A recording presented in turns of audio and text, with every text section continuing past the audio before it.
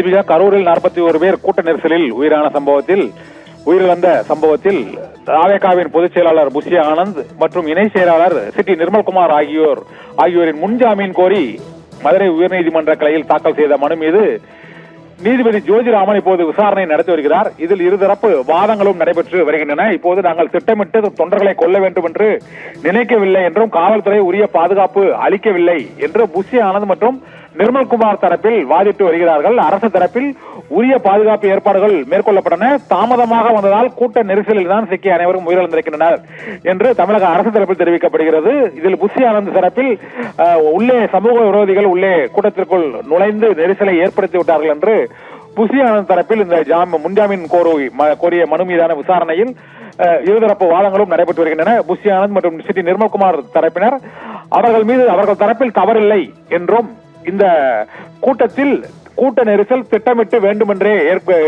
ஏற்படுத்தப்பட்டது என்றும் நாங்கள் இதை திட்டமிட்டு இந்த கூட்ட நெரிசலை ஏற்படுத்தவில்லை என்றும் ஒரு விபத்து ஏற்பட்டுவிட்டது என்றும் மனுதாரர் தரப்பில் தெரிவிக்கப்பட்டிருக்கிறது. இதற்கு தமிழக அரசு தரப்பில் வாதிட்ட வழக்கறிஞர்கள் அந்த கூட்ட நெரிசல் ஏற்படுவதற்கு விஜய் தாமதமாக வந்ததுதான் காரணம். அதனால் 7 மணி நேரம் தாமதமாக வந்ததற்கு பிறகு அங்கு கூட்ட நெரிசல் ஏற்பட்டது என்றும், ஆனால் தாமதமாக வந்தது மட்டுமே குற்றமா என்று புஷி ஆனந்த் தரப்பில் அவர்கள் வாதிட்டு வருகிறார்கள். இருதரப்பு வாதங்களையும் நீதிபதி ஜோதிராமன் கேட்டு வருகிறார். இப்போது முன்ஜாமீன் வழங்கப்படுமா அல்லது புஷி ஆனந்த் மற்றும் சிட்டி நிர்மல்குமார் உள்ளிட்டோர் மீது 5 பிரிவுகளில் வழக்குகள் பதிவு செய்யப்பட்டு தனிப்படைகளும் அமைக்கப்பட்டிருக்கின்றன.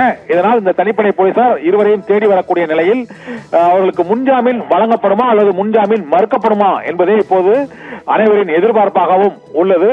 இந்த உத்தரவு இன்னும் சில நிமிடங்களில் பிறப்பிக்கப்படும் என எதிர்பார்க்கப்படுகிறது. குறுகலான இடம் என்பதால் அனுமதி அளிப்பதை காவல்துறையினர் தவிர்த்திருக்க வேண்டும் என புஷி ஆனந்த் தரப்பு இப்போது இந்த மனுவில் தெரிவித்திருக்கிறது. மேலும் கூட்டம் நடத்துவதற்கு ஒரு நாள் முன்புதான் தங்களுக்கு அனுமதி வழங்கப்பட்டது என்பதால் போதிய முன்னேற்பாடுகளை தங்களால் செய்ய முடியாத சூழ்நிலை என்றும், ஒட்டுமொத்த மக்களும் கூடியிருந்த நிலையில் காவல்துறை தடியடி பிரயோகம் நடத்தியது, சமூக விரோதிகள் உள்ளே புகுந்து விட்டனர், காவல்துறை முந்தைய நாள் தான் அனுமதி கொடுத்தது என்று புஷி ஆனந்த் தரப்பில் வாதிடப்பட்டு வருகிறது.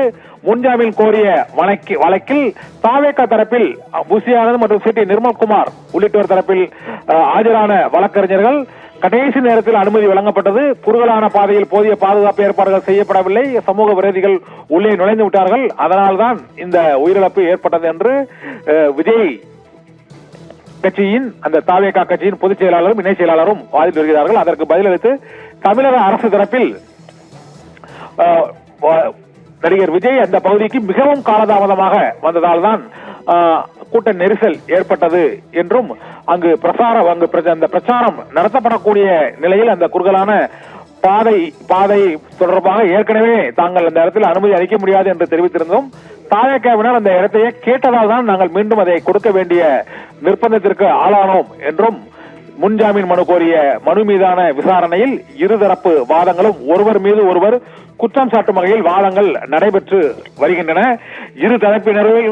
இரு தரப்பினரும் இந்த சம்பவத்திற்கு பொறுப்பேற்க வேண்டும் என்று நீதிபதி ஜோதிராமன் கூறியிருப்பதுடன், இங்கு புஷி ஆனந்த் மற்றும் நிர்மல்குமார் தரப்பினர் அரசு உரிய ஏற்பாடுகளை செய்து தரவில்லை, கடைசி நேரத்தில் அனுமதி வழங்கியது, குறுகலான சாலையில் போதிய ஏற்பாடுகளை செய்யாதது உள்ளிட்ட காரணங்கள் தான் அந்த விபத்துக்கு காரணம். நாங்கள் திட்டமிட்டு விபத்து எதையும் ஏற்படுத்தவில்லை என்பதால் தங்களுக்கு கைது நடவடிக்கையில் இருந்து விலக்கு அளிக்கும் வகையில் முன்ஜாமீன் அளிக்க வேண்டும் என்று புஷி ஆனந்த் தரப்பிலும் இணை செயலாளர் நிர்மல்குமார் தரப்பிலும் நீதிமன்றத்தில் வாதிடப்படுகிறது. மேலும் காலியான ஆம்புலன்ஸ் கூட்டத்தில் கொண்டு வரப்பட்டதாலும் நெரிசலான சூழ்நிலை ஏற்பட்டது என்றும், ஒட்டுமொத்த மக்களும் கூடியிருந்த நிலையில் அங்கு தடியடி நடத்தப்பட்டது என்பது உள்ளிட்ட பல்வேறு குற்றச்சாட்டுகளை ஏற்கனவே அவர்கள் கூறியிருந்த குற்றச்சாட்டுகளை இந்த முன்ஜாமீன் கோரிய மனு மீதான விசாரணையிலும் அவர்கள் முன்வைத்திருக்கிறார்கள். நீதிபதி ஜோதிராமன் என்ன முடிவெடுக்கப் போகிறார் என்பது இன்னும் சற்று நேரத்தில் அந்த முன்ஜாமீன் மறுப்பா அல்லது முன்ஜாமீன் வழங்கியோ உத்தரவு பிறப்பிக்க கூடும் என எதிர்பார்க்கப்படுகிறது. இன்று காலையில் ஏற்கனவே 7 வழக்குகளை ஒரே நாளில் விசாரித்து 4 மனுக்களை தள்ளுபடி செய்து 3 மனுக்களை முடித்து வைத்து நீதிபதிகள் தண்டபாணி, ஜோதிராமன் ஆகியோர் அடங்கிய அமர்வு உத்தரவிட்டிருந்தது. இந்த சூழ்நிலையில் இப்போது தாமதமாக விஜய் வந்தது குற்றமா என்ற கேள்வியை புஷி ஆனந்த் தரப்பில் வழக்கறிஞர் நீதிமன்றத்தில் எழுப்பியிருக்கிறார். இந்த கேள்விகளுக்கெல்லாம் நீதிபதி ஜோதிராமன் இன்னும் சில நிமிடங்களில் பதிலளிக்கும் வகையில் அவர்களுக்கு அந்த ஜாமீன் உத்தரவை வழங்கப் போகிறாரா அல்லது முன்ஜாமீன் வழங்க முடியாது என்று அவர் கூறிய அந்த உத்தரவு பிறப்பிக்கப்படுகிறதா என்ற எதிர்பார்ப்பு எழுந்திருக்கிறது. முன்ஜாமீன் கோரிய மனு நிராகரிக்கப்பட்டால் புசி ஆனந்தும் நிர்மல்குமாரும் ஒன்று சரணடைய வேண்டும் அல்லது அவர்கள் கைது செய்யப்பட்டு சிறையில் அடைக்கப்படுவார்கள் என்பதால் இந்த மனு மீதான விசாரணை தற்போது பரபரப்பான கட்டத்தில் இருக்கிறது. இருதரப்பு வாதங்களும் நிறைவடைந்த பிறகு நீதிபதி ஜோதிராமன் இன்னும் சில நிமிடங்களில் முன்ஜாமீன் வழக்கில் தீர்ப்பு வழங்க இருக்கிறார். முன்ஜாமீன் வழக்கில் என்ன உத்தரவு பிறப்பிக்கப் போகிறார் என்ற எதிர்பார்ப்பும் எழுந்திருக்கிறது. நீதிமன்றத்தில் முறையிட இயலாததால் தான் வேலுச்சாமி புரத்தில் நடைபெற்ற அந்த கூட்டத்தில் நெரிசல் ஏற்படுவதற்கு முன்பே தங்களால் நீதிமன்றத்தை அணுக முடியவில்லை என்றும் இந்த விபத்துகளை விபத்துகளாக தான் பார்க்க வேண்டும் என்றும் இதற்கு பொதுச் செயலாளரும் இணைச் செயலாளரும் பொறுப்பேற்க இயலாது என்றும் புசி ஆனந்த் மற்றும் நிர்மல்குமார் தரப்பில் நீதிமன்றத்தில் வாதிடப்பட்டிருக்கிறது. இருந்த போதிலும் அந்த நெரிசல் சம்பவத்தில் 41 பேர் உயிரிழந்த சம்பவத்திற்கு அனுமதி கோரிய படிவத்தில் தாவேகாவின் பொதுச் செயலாளர் புசி ஆனந்தும் இணை செயலாளர் சிட்டி நிர்மல்குமாரும் தான் காவல்துறையினரிடம் அனுமதி கோரும் அந்த கடிதத்தில் கையெழுத்திட்டிருக்கிறார்கள். அதனால் அவர்கள் மீது வழக்கு பதிவு செய்யப்பட்டிருக்கிறது. இதனால் அவர்கள் கைது செய்யப்படக்கூடும் என்பதால் அதிலிருந்து விலக்கு பெறுவதற்காக இந்த முன்ஜாமீன் கோரி மனுவை தாக்கல் செய்திருக்கிறார்கள். இந்த மனு மீதான உத்தரவு இன்னும் சில நிமிடங்களில் பிறப்பிக்கப்படும் என எதிர்பார்க்கப்படுகிறது. ஏற்கனவே தாவேகா தரப்பில் தெரிவிக்கப்பட்ட பல்வேறு விதமான புகார்களை இந்த முன்ஜாமீன் கோரும் மனுவிலும் தாவேகா தரப்பில் தெரிவிக்கப்பட்டிருக்கிறது.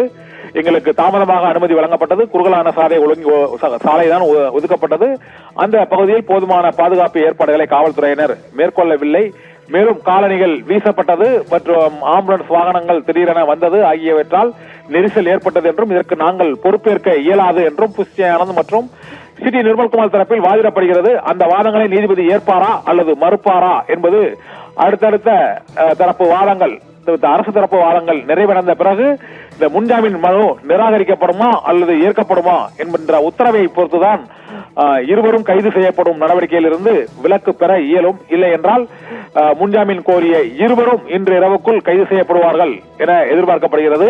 நீதிமன்றத்தின் தீர்ப்பு எவ்வாறு இருக்கும் என்பதை பொறுத்து காவல்துறையின் அடுத்த கட்ட நடவடிக்கை இருக்கும் என்றும் கருதப்படுகிறது. தீபிகா, தங்களுடைய தகவல்களுக்கு நன்றி கண்ணன்.